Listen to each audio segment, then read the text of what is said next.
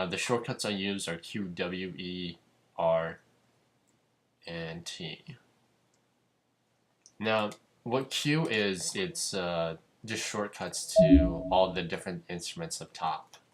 So Q is the cursor, W is for the writing tool, E is the erase, R is for razor to cut things in half, T is for a marquee tool, a mute tool actually. I'm not sure why you would even need this. It's probably dragged over from reason 1, a magnifying tool and a handler tool. So anyways, now let's see what we have created.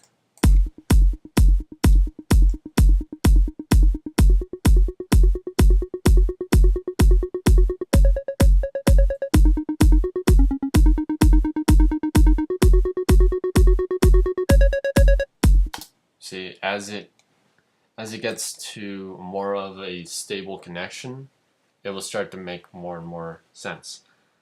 So right now what I'm going to do is I'm going to edit my MIDI notes for my pluck track. Now I notice things do better when they're on a straight line instead of all jumbled like this, so I'm going to delete this interval, all these different notes, and I'm going to take something and just copy and duplicate each little segment until it starts to make more of an even pattern.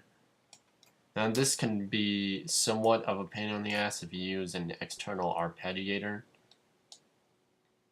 because I'm sure if you just have the notes by themselves all equally distributed, you can adjust things to however the hell you like it. After all, you're making the synth, not me, but this is my project, so I have to do everything manually. That kind of rhymed. I like that. Anyways, I'm going to get rid of this. Actually, what I'm going to do is just duplicate it to bar 7. There we go. Now if we have a listen.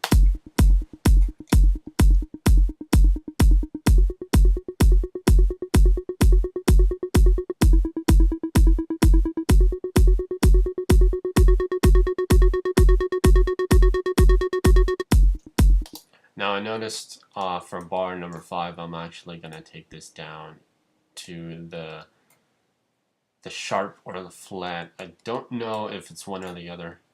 I'm going to do that with bars 7 as well.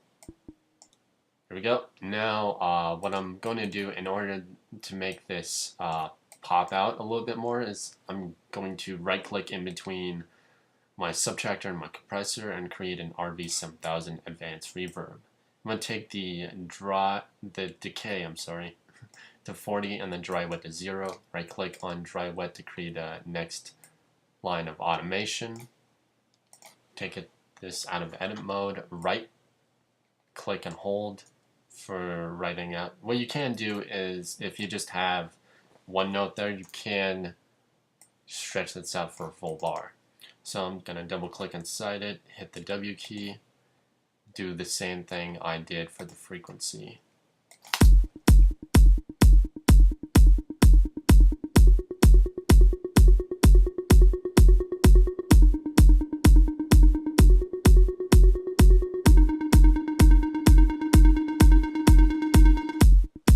And we want this to rise a little better, so I'm going to push this point marker at the end a little bit further up.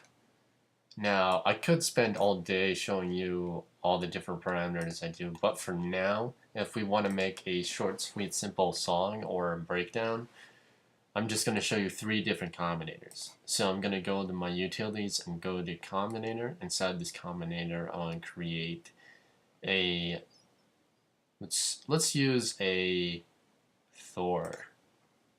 Now for the Thor, I'm going to set my range to 5, the polyphony to 8, turn on mono legato, turn on portamento, take the portamento down to about 12, and show programmer. For the first oscillator, I want to take this all the way down to 1, turn it into a sine wave, take off the routing to the first filter.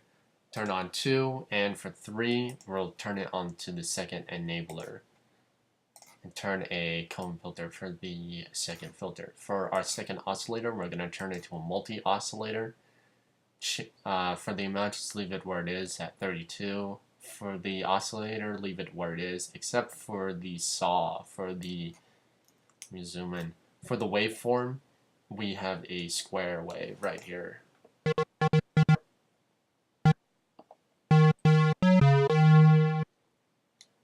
Actually, let me scroll through all these and see which one sounds best.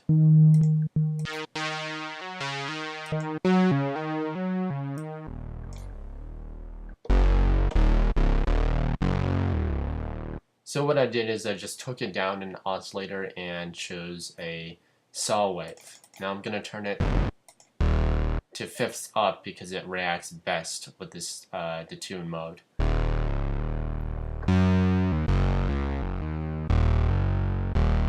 For oscillators 3, I'm going to turn it to a noise, and I'm going to turn it to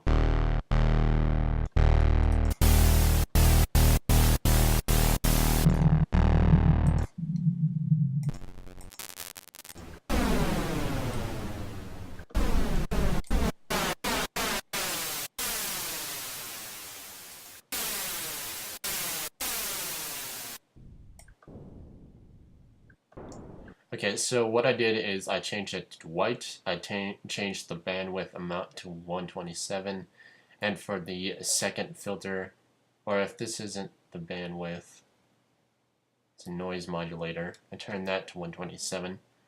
For the filter 2, instead of a combinator, I changed this to a low-pass ladder filter. We don't want too much of the noise being filtered in with the synth. Turning on 2. Since this is more of a bass synth, I'm going to turn on 1, but I'm going to take it to octave 5 and turn it to a triangle and turn the PW all the way.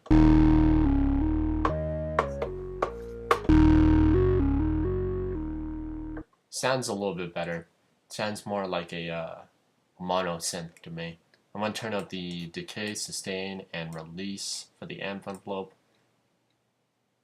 For the attack on the amp envelope, I turn it to 17.4, all the way up on the decay and sustain. For the release, turn it to 90.5.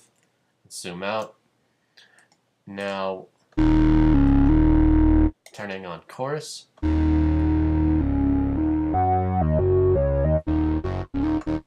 I'm going to go to I'm going to minimize the programmer. I'm going to create an M-class equalizer, an M-class maximizer, and even before all of this, I'm going to create a line 6 bass amp, then a guitar bass amp, a bass amp.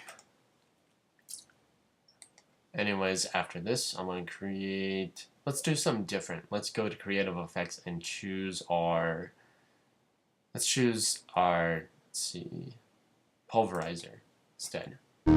Turn on the compressor for the first amount. For the equalizer, before we mess with our pulverizer, we're going to mess with everything and master it before we start to mess with all the different parameters. Turn on low cut, parameter 1, parameter 2. For parameter 1, I'm going to take this down to 139 Hz, gain down, Q all the way up. For parameter 1, I want to take this about 2.354 kHz, gain down, Q all the way up. High shelf, take that, just leave the frequency at 6,000 kHz. Gain down, Q all the way up. Actually, for the gain, let's take that to maybe negative 5.7. Turn on soft clip for the amount, turn it to 127, put release to auto, take off limiter, and for pulverizer, we're going to turn up the dirt to 28. And squash to 30%. I'm going to take now if you can't get a finite number, just hold shift, and then you'll be able to get those finite numbers you've always wanted to get. I'm going to turn it for a low pass 12 plus a notch. I'm going to turn the peak to 49. And for the rate, I'm going to take it to negative 56. And the rate, we're going to choose the sync, 1/4, spread, and then now let's see where we are.